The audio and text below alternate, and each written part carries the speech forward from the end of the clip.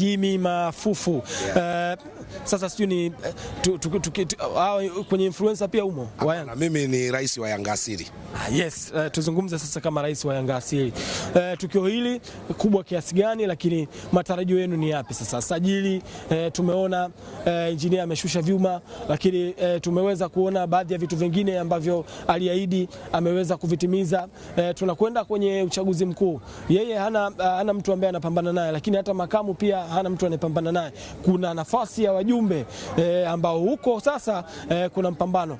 Kipi ambacho mnatarajia siku ya leo kuona na kusikia? Kwanza kabisa Azam TV mmekuwa mnafanya kazi nzuri ya kuhakikisha mnatuhabarisha sisi wanayanga juu ya kila kinachotokea, usajili na mambo mengine ya klabu yetu. Matarajio yetu ya uchaguzi wa leo ni kuona kwamba kwanza tunaenda kumchagulia rais watu watakaomsaidia kwa maono yake makubwa alionayo kwenye klabu yetu. Na msimu huu sisi klabu yetu ina matarajio makubwa mawili.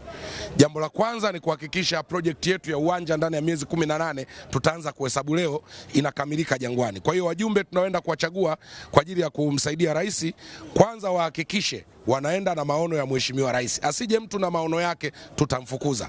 Lakini ya pili ni kuhakikisha kwamba klabu yetu angalau sasa tunaenda kwenye hii miaka 4 ya rais huyu tunaenda kucheza fainali ya klabu bingwa Afrika. Shukrani. Asante.